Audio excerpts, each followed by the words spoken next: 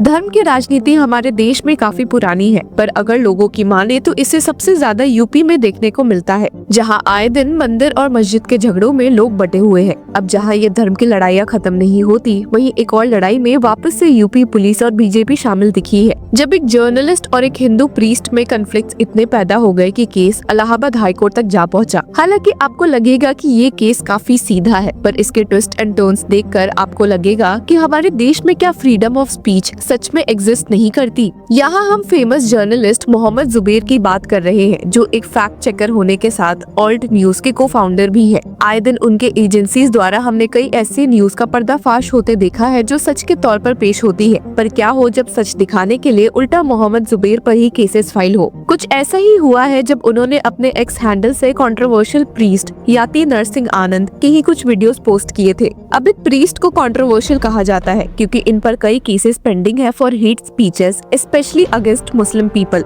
अभी हाल ही में उन्होंने एक वीडियो मैसेज में कहा भी था कि हम अगर अभी भी जिहादीस का विरोध नहीं करेंगे तो बांग्लादेश, पाकिस्तान, कश्मीर, अफगानिस्तान, ईरान और अरब की तरह हम भी सब कुछ खो देंगे और भारत से मिटा दिए जाएंगे। और साथ ही उन्होंने हिंदू ग्रुप से अपील की थी कि वो दिल्ली में होने वाली मुस्लिम कम्युनिटी की गैदरिंग के दौरान हनुमान चालीसा का पाठ करें। नरसिंह आनंद के कुछ ऐसे ही कंट्रोवर्शियल स्टेटमेंट्स वाले वीडियो, स्पेशली जिसमें उन्होंने प्रॉफिट मोहम्मद के खिलाफ डेरोगेटरी कमेंट्स पास किए हैं, को जुबैर ने अपने एक्स पर पोस्ट किया था, इस उम्मीद में कि इतने गंदे स्टेटमेंट्स की जांच यूपी पुलिस करे और एक्शन ले। यूपी पुलिस ने एक्शन तो लिया, हालांकि उल्टा जुबैर के खिलाफ। जी हाँ, आपने सही सुना। असल में उदिता त्यागी, जो याति नरसिंह आनंद सरस्वती फाउंडेशन की जनरल सेक्रेटरी है, ने आरोप लगाया कि जुबैर ने नरसिंह आनंद का एक पुराना वीडियो अपलोड किया ताकि मुस्लिम्स को उनके खिलाफ हिंसा के लिए उकसाया जा सके। और इस कंप्लेन के ही बेसिस पर गाजियाबाद पुलिस ने जुबैर के खिलाफ FIR फाइल किया था। इस FIR को ही चैलेंज करते हुए जुबैर ने इलाहाबाद हाईकोर्ट का रुख किया है, जिसमें बीते दिन प्रेजेंट होते हुए गाजियाबाद पुलिस ने शॉकिंग बातें पेश की। पुलिस ने बताया कि अब FIR में जुबैर के खिलाफ सेक्शन 125 ऑफ BNS भी ऐड हुआ है,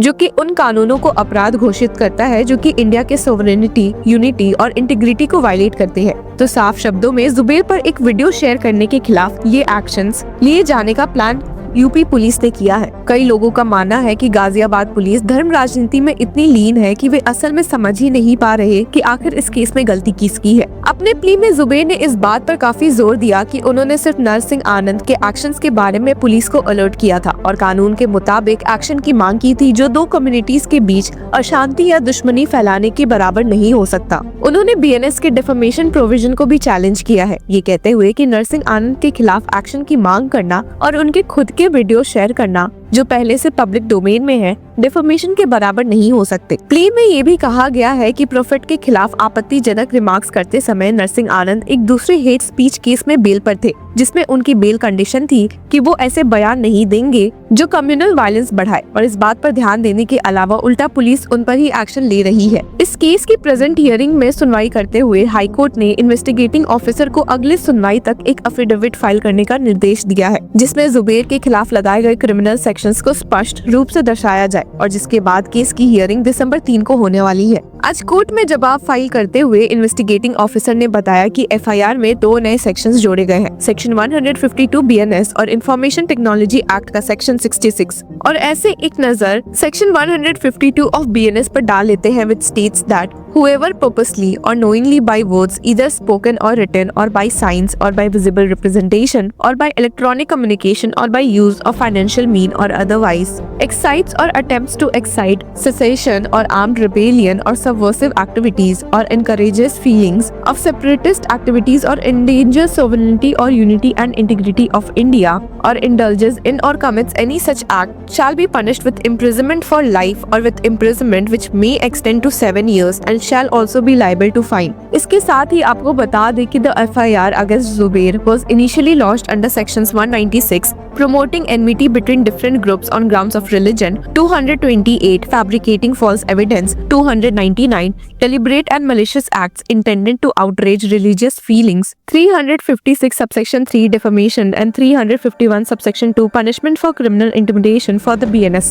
अब नरसिंह आनंद ने 29 सितंबर को गाजियाबाद में एक इवेंट के दौरान लोगों को उकसाते हुए प्रोफेट के पुतले जलाने की बात कही थी, ऐसा आरोप है और इसका ही वीडियो जुबैर ने शेयर किया था अपने एक्स हैंडल से। इसके बाद उत्तर प्रदेश की कई जगहों पर मुस्लिम ने सड़कों पर उतरकर विरोध प्रदर्शन किया था और महामंडलेश्वर के खिलाफ एक्शन की मांग की थी। पर इंटरेस्टिंग बात यही है कि जब अपैरेंट हेट स्पीचेस हो रही है तो एक्शन उसके खिलाफ लेना क्या सही है, जो बस इन हेट स्पीचेस को हाईलाइट करते हुए पुलिस एक्शन की मांग कर रहा है। अपोजिशन से लेकर कुछ मीडिया हाउसेज ने हमेशा से कहा है कि कैसे रूलिंग पार्टी ऐसे ही मीडिया को दबाने की कोशिश करती है और ये सब हम देख ही सकते हैं जब मीडिया हाउसेज और जर्नलिस्ट के खिलाफ आए दिन केसेस होते रहते हैं। शॉकिंगली ये पहली बार नहीं है कि जुबैर के खिलाफ FIR दर्ज हुआ है। उन्हें जून 2022 में भी 2018 के एक पोस्ट के लिए अरेस्ट किया गया था। उनकी गिरफ्तारी ने नेशनल और इंटरनेशनल मीडिया, सिविल सोसाइटी और अपोजिशन पार्टीज का ध्यान खींचा है, जिसमें ये आरोप लगे हैं कि ये डिसेंट को चुप कराने और फैक्ट चेकर्स को टारगेट करने की कोशिश है।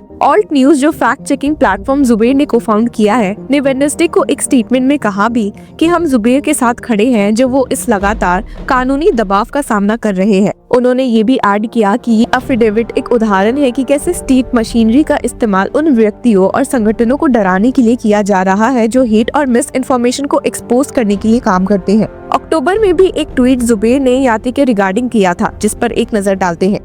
देवादिदेव भगवान महादेव शिव और जगत जननी मां जगदम्बा के चरणों में नमन करते हुए शिव शक्ति धाम दासना से मैं श्री पंचदशनाम जूना अखाड़े का महामंडलेश्वर यति नरसिंहानंद गिरी। अभी मेरी एक वीडियो मोहम्मद जुबैर नाम का जिहादी है, उसने वायरल की। ये वीडियो उसने बहुत ज्यादा एडिट करके वायरल की। हो सकता है मैंने जो उसमें तथ्य रखे हो वो मेरी अज्ञानता के कारण रखे गए हो। उसके लिए मैं संपूर्ण राजपूत समाज से कई बार माफी मांग चुका हूं, आज भी माफी मांगता हूं। अभी कुछ राजपूतों के लड़के मेरे पास आए थे, मैंने उन्हें अपना बच्चा समझकर ऊपर बुलाया और अपने सारे स्टाफ को नीचे भेज दिया था। मैं और स्वामी अमृतानंद जी केवल हम दोनों यहां थे और हमारे थानेदार साहब। उनके आते ही मैंने उनसे कहा कि भाई मैं माफी चाहता हूं, गलती हो गई और मेरा वीडियो बना लो, मैं माफी मांगता हूं। लेकिन उनके मन में केवल ये बात नहीं थी, वो किसी दूसरी इच्छा को लेकर आए थे और आखिर में धमकी देने पर आ गए योगी आदित्यनाथ जी महाराज की।